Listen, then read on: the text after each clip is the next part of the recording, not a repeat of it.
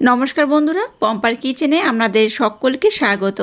आज आमी आपनादेर साथे शेयर करब कालो जामुन मिष्टिर रेसिपि।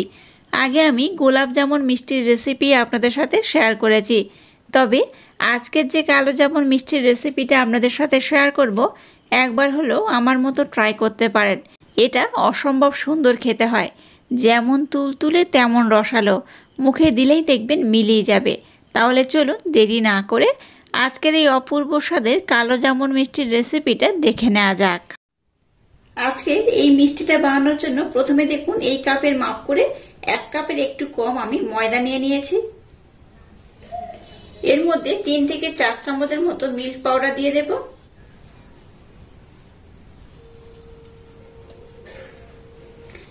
এর মধ্যে বেকিং পাউডার আমি দিয়ে দেব, বেকিং সোডা নয় বেকিং পাউডার দিয়ে দেব। এই রকম हाथेर मध्य 2 चिमटे हले जेमन हय ठीक सेई भावे। तो आमी एकटा चामचेर मध्य दिए आमी आपनादेर देखिए देब कतटा हच्छे। देखुन এই 2 चिमटार मतो एखाने आमी निये नियेछि। एकदम सामान्य परिमाणे देखे बुझतेई पाच्छेन, एकदम एरकम किन्तु कम परिमाणेई दिते हबे, खूब बेशी देওয়া যাবে না, তাতে করে মিষ্টিগুলো ভেঙে যাওয়ার সম্ভাবনা থাকবে।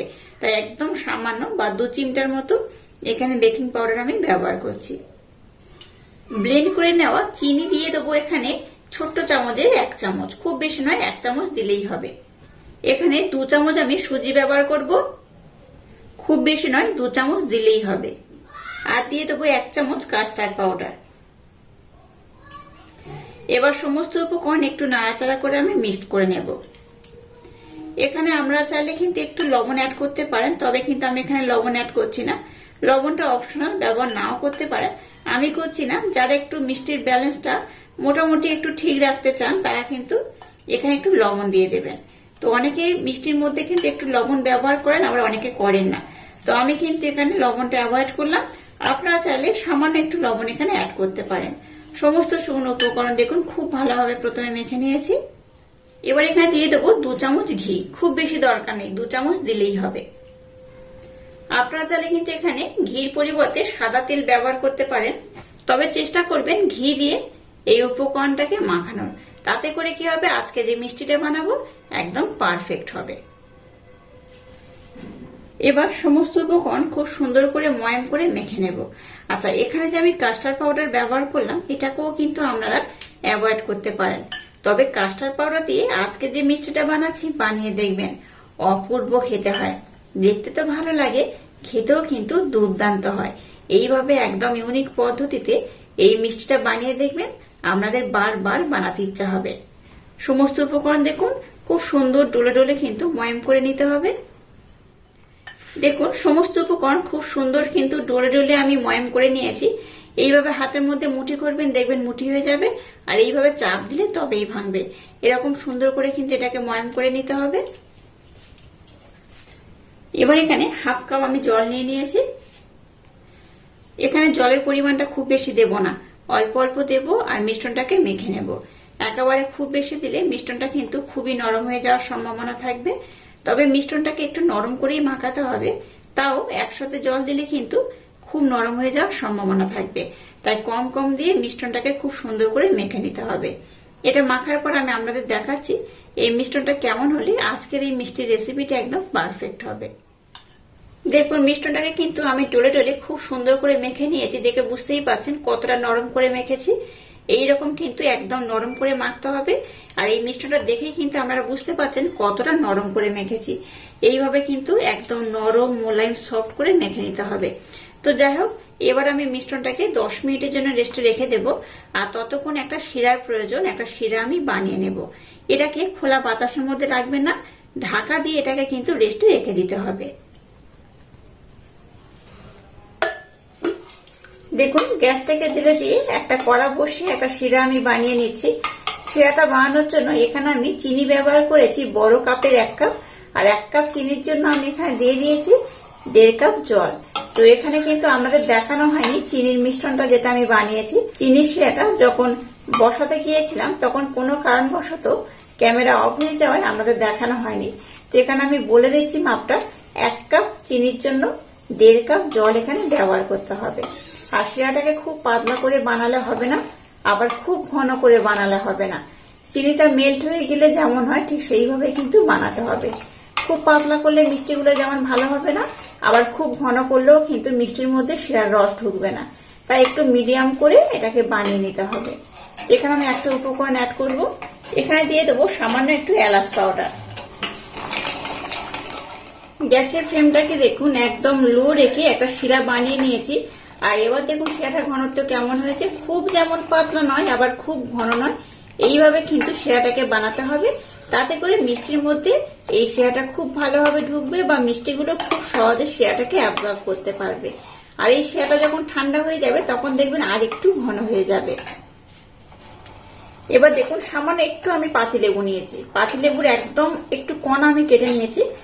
2 থেকে 3 ফোঁটা মতো আমি একটু পাতিলেবুর রস দিয়ে দেবো আর পাতিলেবুর খোসাটাকে এর মধ্যে দিয়ে দেবো।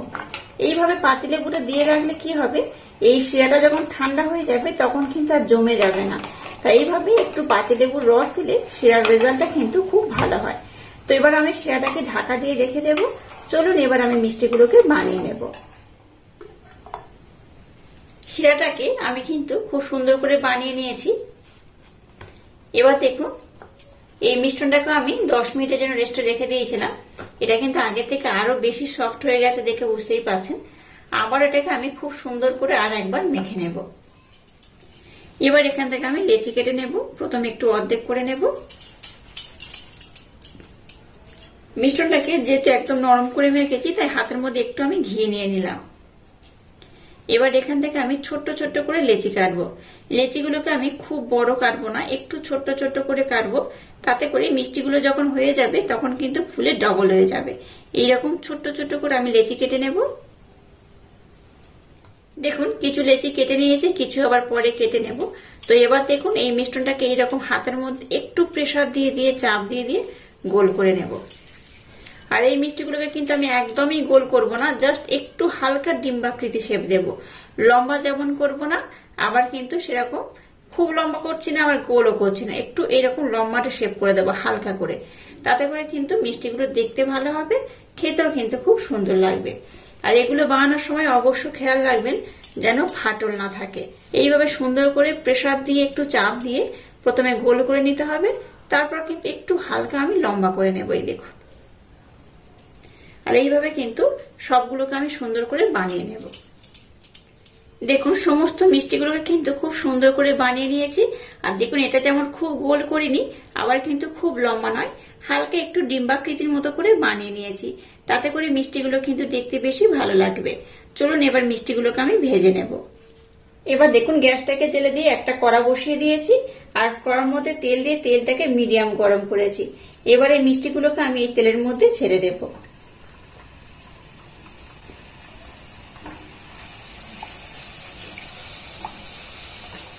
মিষ্টিগুলোকে কড়ার মধ্যে দেওয়ার পর হাতা ব্যবহার করবেন না, এইভাবে একটু নাড়াচাড়া করে নেবেন।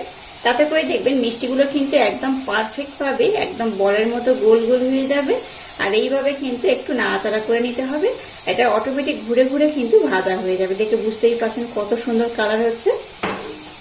যখন দেখবেন একটু কালার ধরা শুরু করে দিয়েছে তখন কিন্তু এটাকে এইভাবে হাতা দিয়ে একটু নাড়াচাড়া করে নেবেন। আচ্ছা বলে রাখি, আজকের বানাচ্ছি আমি কালো জামুন মিষ্টির রেসিপি। আগে আমি আপনাদের সাথে নানা ধরনের মিষ্টির রেসিপি শেয়ার করেছি, চাইলে দেখে নিতে পারেন। তবে কালো জামুন মিষ্টির রেসিপি একদম ইউনিক পদ্ধতিতে আজকে আপনাদের সাথে শেয়ার করছি। আশা করছি আপনাদের ভীষণ ভালো লাগবে।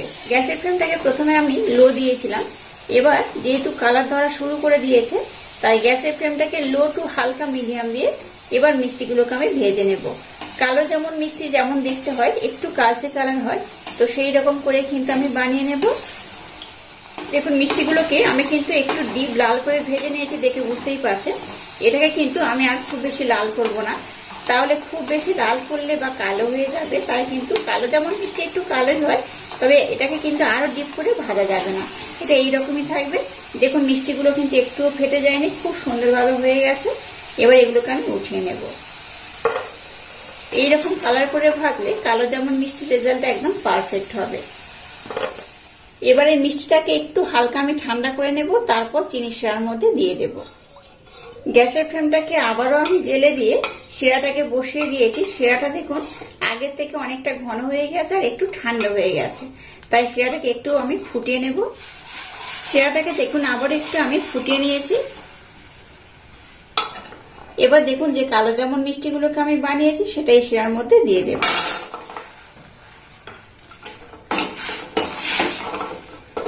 সমস্ত মিষ্টি আমি শিরার মধ্যে দিয়ে দিয়েছি। এবার গ্যাসের ফ্লেমটাকে 3 থেকে 4 মিনিটের জন্য মিডিয়াম টু হাই দিয়ে ঢাকা দিয়ে এটাকে একটু আমি বানিয়ে নেব।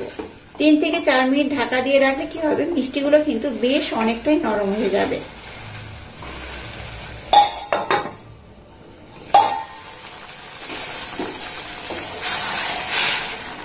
দেখুন 3 থেকে 4 মিনিটের জন্য ঢাকা দিয়ে আমি মিষ্টিগুলোকে ফুটিয়ে নিয়েছি, দেখে বুঝতেই পারছেন এটা কিন্তু আগে থেকে আর একটু হালকা দেখুন নরম হয়ে গেছে। তো এবার আমি গ্যাসটাকে বন্ধ করে দেব। গ্যাসটাকে বন্ধ করে দিয়ে এরকম গরম অবস্থায় এটাকে আমি ঢাকা দিয়ে রেস্টে রেখে দেব। যদি আপনাদের হাতে সময় বেশি থাকে এটাকে ওভারনাইটের জন্য রেখে দেবেন, তাতে করে মিষ্টিগুলো কিন্তু একদম পারফেক্ট হবে। আর আমি আপনাদের বলে দেব, আমি এটা রাতেই বানাচ্ছি, যদি 1 ঘন্টা বা 2 ঘন্টার মধ্যে নরম হয়ে যায় তো আমি আপনাদের বলে দেব। অনেক সময় দেখবেন যে সব সময় যেহেতু আমরা মিষ্টি বানাই, আমি এই জন্যই বলছি, অনেক সময় কিছু মিষ্টি হয় যেগুলো একটু ভিজতে সময় লাগে, আর অনেক ক্ষেত্রে কি হয় 1 ঘন্টার মধ্যেও কিন্তু মিষ্টিগুলো একদম নরম হয়ে যায়। তো আমি আপনাদের বলে দেবো এটা নরম হতে বা ভিজতে কত সময় লাগলো। তো এবার আমি গ্যাসটাকে বন্ধ করে দিলাম। এবার এই মিষ্টিগুলোকে আমি শিরার মধ্যে রেখে দেবো, আর এটা নরম হয়ে গেলেই আমি আপনাদের দেখিয়ে দেবো মিষ্টিগুলো কত সুন্দর হয়েছে। দেখুন কালো জামুন মিষ্টিগুলোকে আমি কত সুন্দর করে বানিয়ে নিয়েছি আর কতটা রস অ্যাবজর্ব করে নিয়েছে দেখে বুঝতেই পারছেন। এটাকে আমি ওভারনাইটের জন্য কিন্তু রেখে দিয়েছিলাম। ওভারনাইট পর আমি আপনাদের দেখাচ্ছি এই মিষ্টিগুলো কত সুন্দর হয়েছে। এটা যেমন রসালো হয়েছে তেমন তুলতুলে, আর এই দেখুন কতটা রস অ্যাবজর্ব করেছে দেখে বুঝতেই পারছেন। এটা কিন্তু ভীষণ তুলতুলে হয়েছে। এটা একবার খেলে দেখবেন আপনাদের বারবার বানাতে ইচ্ছা হবে। তো একটা কেটে আমি আপনাদের দেখাবো মিষ্টিটা কত সুন্দর হয়েছে। দেখুন একটা ছুরি নিয়েছি, ছুরির মাধ্যমে আমি আপনাদের কেটে দেখাবো এই মিষ্টিটা কত সুন্দর হয়েছে। এই দেখুন এটা যেমন রসালো তেমন তুলতুলে, আর মুখে দিলেই দেখবেন মিলিয়ে যাবে। এইভাবে কিন্তু রসটাকে এটা অ্যাবজর্ব করে নিয়েছে, আর এই দেখুন কত অপূর্ব হয়েছে। বাচ্চা থেকে বড় এইভাবে যদি মিষ্টিটা বানিয়ে দেন দেখবেন দোকান থেকে কিনে খাওয়ার কথা আর বলবেই না। আপনারা দেখেই বুঝতে পারছেন এটা কতটা রস অ্যাবজর্ব করেছে। একবার হলো এইভাবে মিষ্টিটা কিন্তু ইউনিক পদ্ধতিতে বানিয়ে নেবেন। আশা করছি বাচ্চা থেকে বড় সবাই ভীষণ পছন্দ করবে আর খুব মজা করে খাবে। আর আজকের এই অপূর্ব স্বাদের মিষ্টির রেসিপিটা যদি আপনাদের ভালো লাগে তাহলে চ্যানেলটাকে লাইক, শেয়ার, কমেন্ট এবং সাবস্ক্রাইব করবেন, আর পাশে থাকা বেল আইকনটা প্রেস করে দেবেন। তাহলে টাটা, আবার দেখা হচ্ছে নতুন কোনো রেসিপি নিয়ে।